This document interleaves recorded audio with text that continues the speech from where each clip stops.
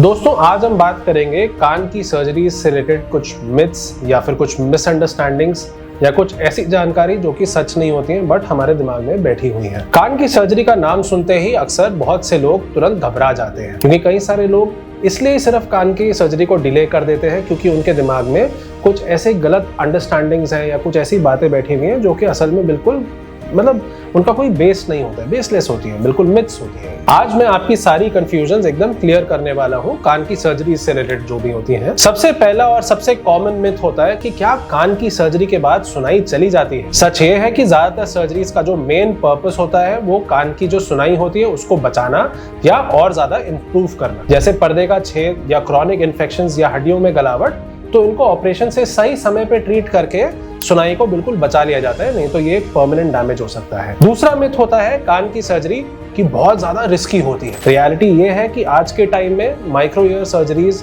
जो हम अपना माइक्रोस्कोप से और एंडोस्कोप से करते हैं, लिम्फोप्लास्टी, मायरिंगोप्लास्टी जैसी सर्जरीज, ये काफी ज्यादा सेफ हो चुकी हैं। हमारे को मिलीमीटर बाय मिलीमीटर हर चीज दिखती है एंड रिस्क तब बढ़ता है जब पेशेंट सालों तक इन्फेक्शन को इग्नोर करते हैं और ये बीमारी काफी ज्यादा आगे फैल जाती है। टाइम से ट्रीट किया गया बिल्कुल सही रहता है कान। तीसरा मिथ है कि सर्जरी के बाद हमेशा बहुत ज्यादा दर्द रहता है। सच ये है कि पेन तो एक टेम्पररी चीज है एंड प्रॉपर मेडिकेशन से ज्यादातर पेशेंट्स को 2 से 3 दिन में ऑपरेशन के बाद दर्द बिल्कुल गायब हो जाता है।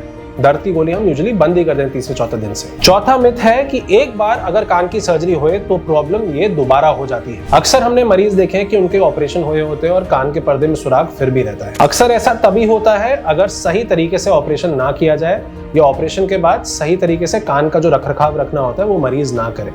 दूसरा ये भी रीजन हो सकता है कि गलत सर्जरी गलत इंडिकेशन पे करी गई है, कि अगर हड्डी में गलावट था और उसको ना ठीक करने के बजाय सिर्फ पर्दे को ठीक किया गया। तो इसमें सबसे जरूरी चीज यही है कि सबसे पहले यही देखना होता है कि क्या बीमारी है, कहां तक बीमारी फैली हुई है और उसको किस तरीके से ठीक करना है। प्रॉपर प्लानिंग के साथ ही करना चाहिए और अगर सही तरीके से सही टाइम पे करी गई सर्जरी का रिजल्ट सबसे बेहतर होता है, वापस वो बीमारी कभी भी नहीं आती है। एक और मिथ है जो मैं रोज ओपीडी में सुनता हूँ कि सर कान का ऑपरेशन एक बार हो गया तो पूरी जिंदगी दिक्कत रहती है। रियलिटी ये है कि सही ट्रीटमेंट के बाद पेशेंट्स की जो नॉर्मल जिंदगी है वो एक नॉर्मल तरीके से जीना शुरू कर देते हैं। उनको नहाने में भी कोई दिक्कत नहीं होती है। ऐसे मरीज ऑपरेशन के बाद स्विमिंग भी कर सकते हैं, deep sea diving, scuba diving, कुछ भी ऐसे जो भी फन एक्टिविटीज है जो वो करना चाहते हैं अपनी लाइफ में वो सब कर सकते हैं, जो कि पर्दे के टाइम पे आइडली पर्दे में अगर सुराख हो या हड्डी में गलावट हो तो आइडली ये सब नहीं करना चाहिए। हमारे यहाँ पे एक सर्जरी करी जाती है जिसको हम मॉडिफाइड रेडिकल मास्टेक्टमी करते हैं। उस टेक्निक में हम कान को बड़ी सी एक कैविटी देने के बजाय उसमें हम एक मस्कुलर बेस्ड एक फ्लैप बना के पूरी की पूरी कैविटी को इस तरीके से हम उसको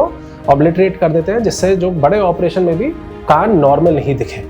उसके बावजूद भी आराम से वो मशीन लगा सकते हैं या फिर अगर उनको कोई भी अपनी एक्टिविटी करनी है जो कि कॉन्ट्राइंडिकेटेड होती है एक सर्जरी के बाद, वो सारी आराम से करी जा सकती हैं। आपकी लाइफ की क्वालिटी हैम्पर नहीं होती है। अगर आपको कान से पानी आता है, बार बार इन्फेक्शंस होते हैं कान में, सुनाई कम होता है, कान में से बदबू आती है या खुजली होती है या पर्दे में सुराख हो या हड्डी गल रही हो, तो सिर्फ YouTube पे ये नुस्खे ना सुने, इन सब चीज़ों के भरोसे में नहीं रहे। अपने नज़दीकी ENT डॉक्टर से जाकर तुरंत संपर्क करें, प्रॉपर एग्जामिनेशन, एक प्रॉपर चेकअप कराएं, जिससे आपको एक जरिया मिल सकता है जिससे इसको परमानेंटली ठीक किया जाए। और याद रखिए कि जितना जल्दी डायग्नोसिस होगा कान की बीमारियों का, उतना ही आसान और उतनी ही ज़्यादा सेफ सर्जरी होगी और उतना ही अच्छा एक रिजल्ट मिलेगा, एक नॉर्मल कान जैसा रिजल्ट मिलेगा। यदि आपको अपने कान की समस्याओं के बारे में और कुछ भी जानना है या कोई ऐसी चीज़ें हैं जो मैं इस वीडियो में ना बता पाया हूँ और आप उनको जानना चाहते हैं, उनके आंसर्स चाहते हैं, तो हमारे नीचे दिए गए कमेंट बॉक्स में आप हमारे को लिखकर भेज सकते हैं अपने प्रश्न। हम उनको जल्द से जल्द उनका आंसर लिखने की कोशिश करेंगे।